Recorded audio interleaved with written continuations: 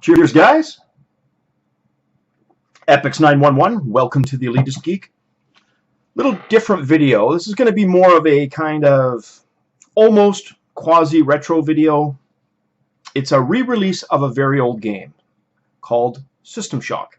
Before I get into that, I want to talk about System Shock. And I want to talk about why this game is so important to me personally, and probably to some of you out there. But if you have never heard of System Shock, strap yourself in. It's going to be a long ride. Basically, System Shock was released in 1994 by Looking Glass Studios, which at that point in time was still a subsidiary of Origin Systems, or at least a development house that Origin Systems did business with. To get the full picture of why System Shock is such an important game in PC gaming history, we got to go back a couple of years. Back to 1992. In my What Turned Me Into a PC Gamer videos, which I released about a year ago, I mentioned that there were a couple pivotal games, Wing Commander, Ultima 6, and Ultima Underworld, and Wolfenstein 3D. Those four games were the games that made me sell my Amiga computer and buy a PC.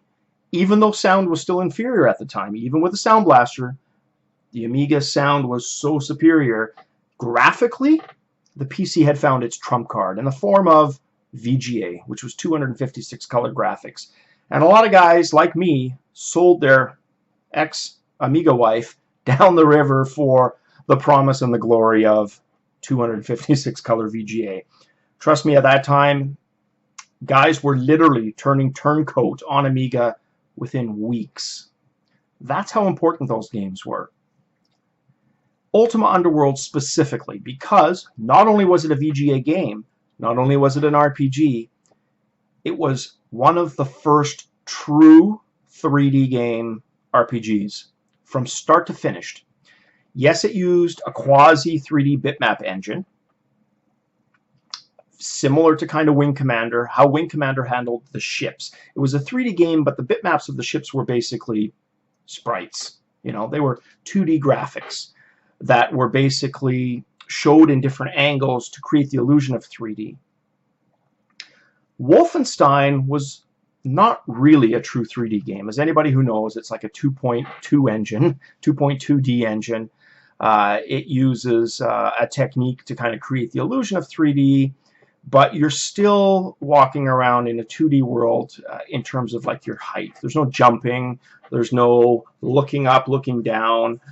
People have taken the ray shading engine that Wolfenstein used and made it do all kinds of cool things, but it wasn't a true 3D engine. Ultima Underworld, the ads for that game, let me tell you, they started appearing in late 1990, 1991. And imagine a world where there were no 3D RPGs, because there weren't at that time. We had some quasi 3D games, but no true RPGs. Imagine a game that promised you a virtual reality, the ability to explore a dungeon in first person, upgrade, do all those D&D type things that you did with your pen and paper buddies, except you could experience that solo. Let me tell you, that was a sweet siren's call to me and thousands of other gamers, because nothing like that had been released. We tasted of what was possible with 3D in Wolfenstein, but nobody had applied it to an RPG yet, until Looking Glass came along and created Ultima Underworld. You go back now, and yeah, it's a little long in the tooth. The graphics are really pixely. They're dated. It looks like an old game, and no, it hasn't aged like fine wine. It looks every one of its 23 years of age. But what was so important about Underworld was the fact that here was a true 3D engine, in the sense that you could look up, you could look down.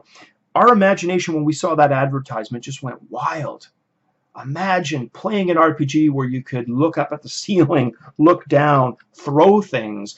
All those things that a lot of you watching this video take for granted now were so new back then as to have not been experienced yet. And that's the kind of mindset you got to put yourself into when you listen to me wax on about the nostalgia, because it simply didn't exist back then. Ultima Underworld was amazing, and I spent hours, days, weeks with that game until I beat the game. But when advertisements started showing up for System Shock, you can bet your bottom dollar I was all over that like white on rice, because here was the same concept, but instead of the claustrophobia of a dungeon, you had the science fiction aspect of the claustrophobia of a space station. That also promised virtual reality within the gameplay in the form of, really kind of cyberpunk version of the internet. You could jack yourself into the system and literally fly around in 3D. It was amazing. But System Shock was still very much a product of the times. It was released on floppy disks. Yes, it was VGA, but it was 320 by 200 pixels. That was the standard VGA resolution. The game, as a result, was very, very pixely. And even back then, we noticed it, but the 3D engine was so amazing that you could ignore that fact. About a year later, a CD-enhanced version of System Shock was released that allowed you to bump up the resolution. And I've got to confirm, because there's been additions to that enhanced version over the years, but I believe the original allowed, through VESA, which was like a high-resolution VGA standard at the time, to play the game in 800 by 600 or up to 1024 by 768. For sure 800 by 600, but I believe 1024 by 768.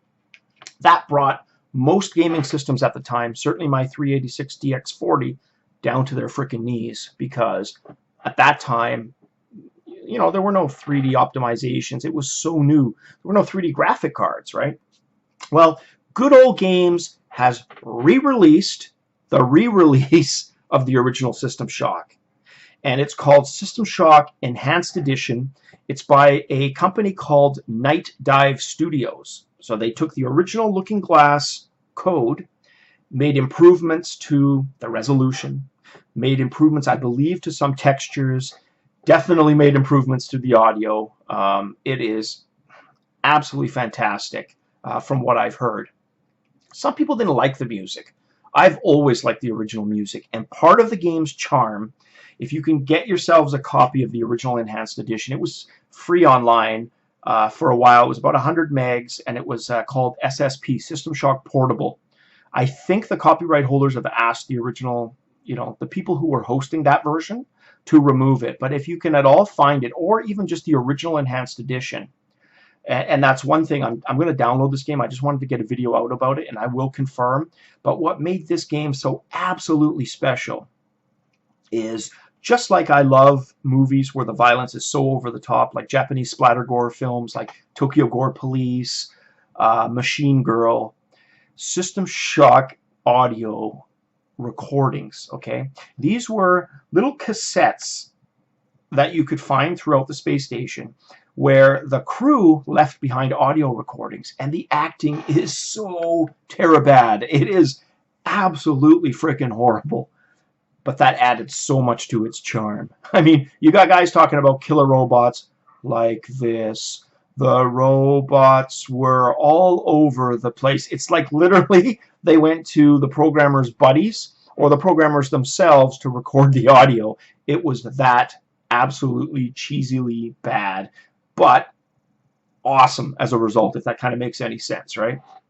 But what also made that game special is it was an RPG Lite. It added stats to the game.